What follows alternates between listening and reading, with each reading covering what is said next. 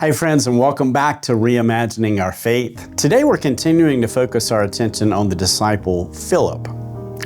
There's a fascinating story in the Bible that includes Philip, and it's an occasion that tells us a lot about Philip and maybe even about ourselves. Jesus was surrounded by crowds of people. When Jesus looked at these people, more than 5,000, the Bible tells us, he knew they were hungry. So Jesus turned to Philip and asked, "Where shall we buy bread for these people to eat?" Now, Scripture tells us Jesus already knew what he was going to do, but he asked Philip to test him. Philip's response was purely rational. He basically said, "Jesus, you must be kidding.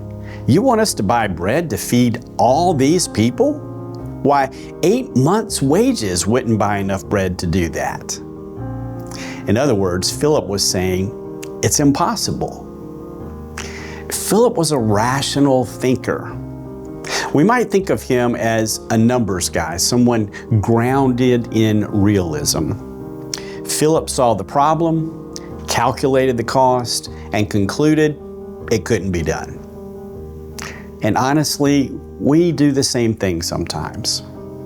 We look at our finances, our family situation, our health, our future, our jobs, on and on and on. And we say, there's no way, God. It's impossible. But here's what's interesting. Jesus wasn't asking Philip for a solution. He was inviting Philip to trust him. Think about that. Jesus already knew how he would solve the problem. He was simply asking Philip to have faith, to believe, to put his complete trust in Jesus. So, then Jesus fed the thousands of hungry people with a boy's small lunch. The resources did not seem like enough, but God used them in a miraculous way. And the same thing often happens in our lives. We don't always recognize God at work in our lives in the moment, in the present. But later, when we look back over the situations of our lives, we often see that God was at work the whole time.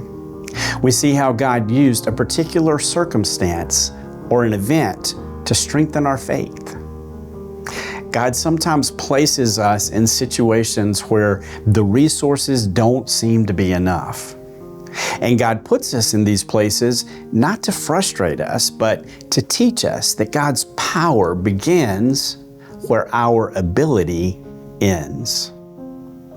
Philip learned that day what seems to be impossible is simply the starting point for Jesus.